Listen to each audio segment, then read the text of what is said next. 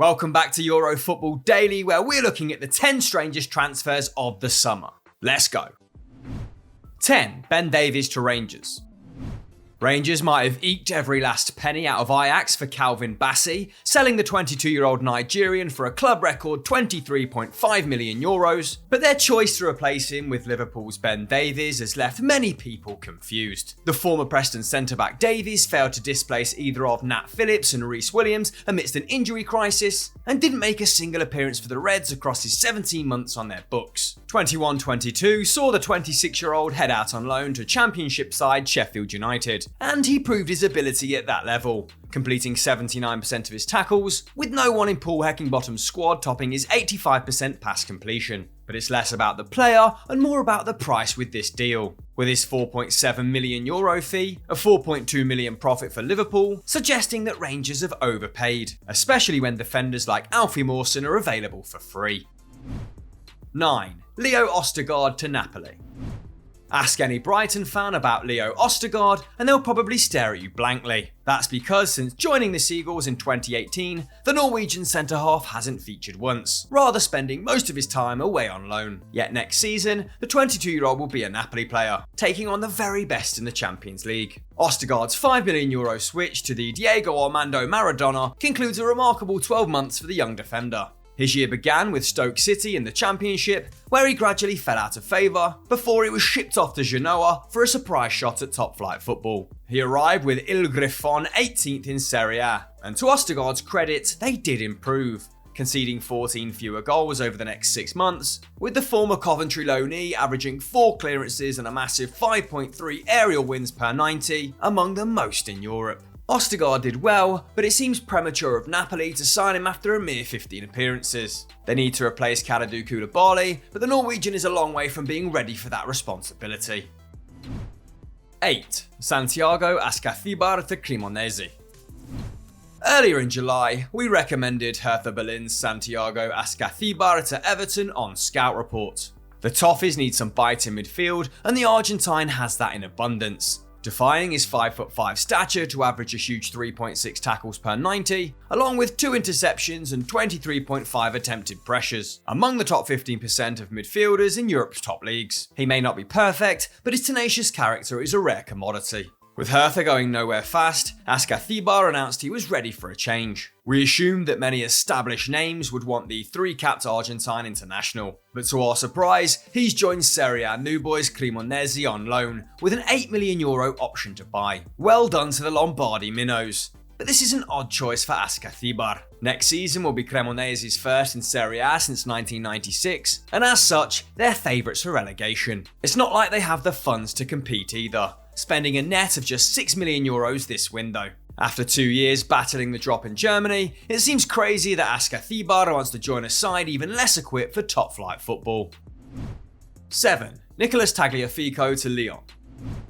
Since 2018, Nicolas Tagliafico has watched countless Ajax teammates earn big money moves abroad, and it was always assumed that he would get his moment too. But for one reason or another, a transfer never materialised. That is, until now. However, it's no La Liga giant Tagliafico is joining, or even a club in the Champions League, but instead, he's linking up with Lyon, who just finished 8th in Ligue 1. To be clear, Lyon are a huge club. After all, they're 7-time French champions and were Champions League semi-finalists just 3 seasons ago. However, with no European football to come, we can't see where the upgrade is on Ajax. Even his reported wages are no advance on the €2.5 million per year he earned in Amsterdam, with most incentives performance related. That said, last season he fell behind Daley Blind in the pecking order at left back, making 17 appearances off the bench in the Eredivisie. But he was still successful in 75% of his duels and continued to attack aggressively, taking his goal involvements in the Netherlands to 22, all while earning his 40th cap for Argentina. Once valued at €35 million on Transfermarkt, joining Lyon for little over €4 million is not the career finale we were expecting for Tagliafico, who is still only 29. 6. Henrik Mkhitaryan to Inter Milan. Truth be told, Inter's window is looking worse as time progresses. On the face of it, re-signing Romelu Lukaku, Serie A MVP in 2021 for an €8 million loan fee, less than a year after selling him for €114 million, seems like great business, but it's had a knock-on effect. Having already agreed to buy Jacqueline Correa permanently for just under €25 million, with a 36-year-old Dzeko unlikely to find a suitor, Simone Inzaghi now has two forwards who will struggle for game time. Not to mention they missed out on Paulo Dybala as a result, and still need to sell a star player this summer to balance the books. But stranger still was the decision to sign Henrik Mkhitaryan on a free. Having only missed 14 games over the previous 2 seasons, it's not like the Armenian's body is failing him, but with his 34th birthday fast approaching, he's not the long-term midfield cover that they need. With 20-year-old Christian Aslani's numbers suggesting he has lots to learn as a Brozovic rotation option, surely the Nerazzurri would have been better served signing a player in their prime. And with players like Renato Sanchez, Fabian Ruiz and Yuri Tielemans entering the final 12 months of their deals, they weren't short of options. 5. Taiwo Awoniyi to Nottingham Forest.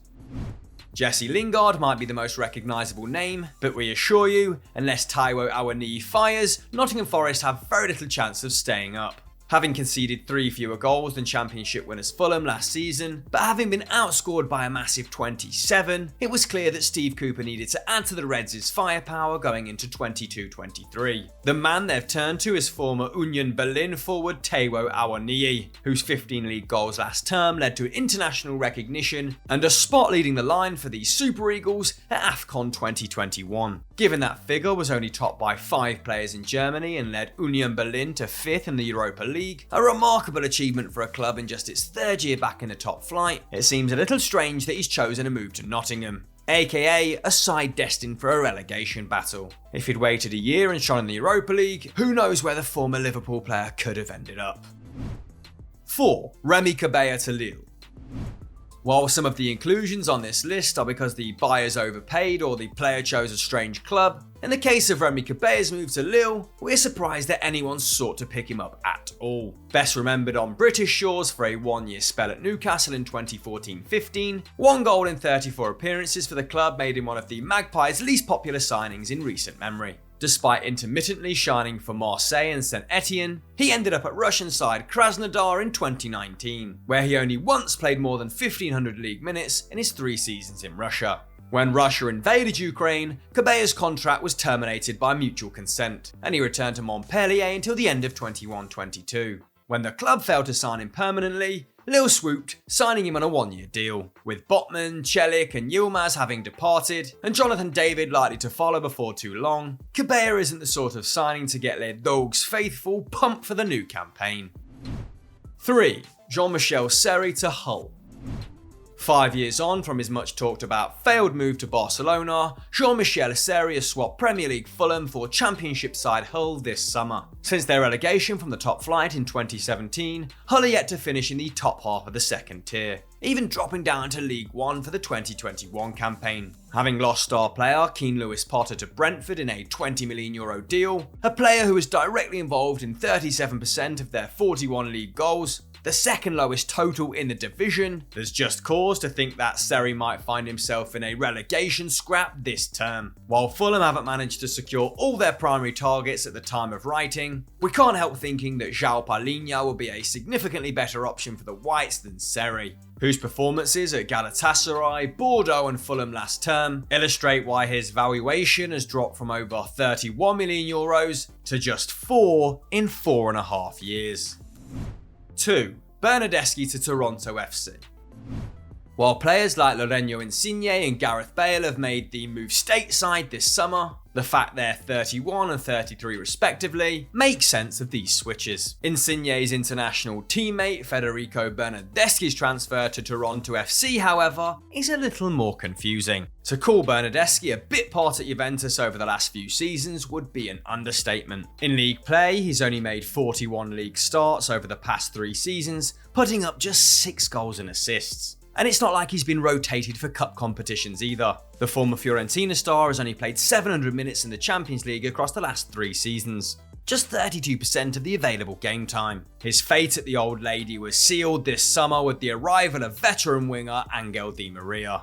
But despite that being clear for all to see, interest in the player from mainland Europe was minimal to non-existent. Considering the fact he's only 28, has earned 39 caps for Italy, which includes 12 since the start of 2021, and was once worth €40 million, this seems like a great shame. As the performances of Bentancur, Kulusevski and Coutinho have showed in 2022, flopping at a big club doesn't necessarily mean you're a bad player. We'd like to have seen him turn his career around in a top 5 league before heading to the MLS in his 30s. However, he's made a great start to life stateside, grabbing a goal and assist in his league debut. 1. Thomas Strakosha to Brentford. With the majority of top clubs around Europe having settled first choice number 1s, this summer has seen very few high-profile goalkeeping transfers.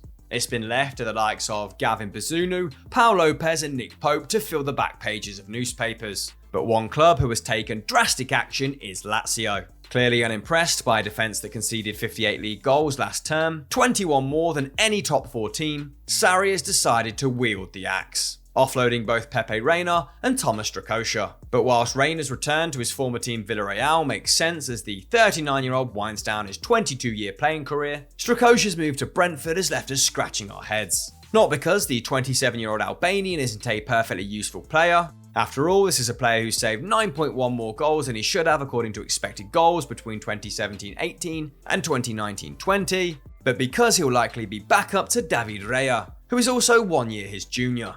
Raya is a strong distributor and a capable sweeper, with his 1.1 defensive actions outside his area per 90 ranking in the top 14% of goalkeepers in Europe, while his new teammate ranks in the bottom 6% for the same metric. Effectively illustrating, these are two very different goalkeepers. Why he didn't join a club where he could be a guaranteed starter, we'll never know.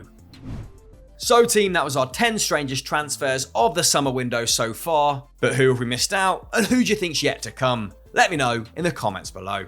Like this video and subscribe to Euro Football Daily with notifications on, and we'll catch you next time.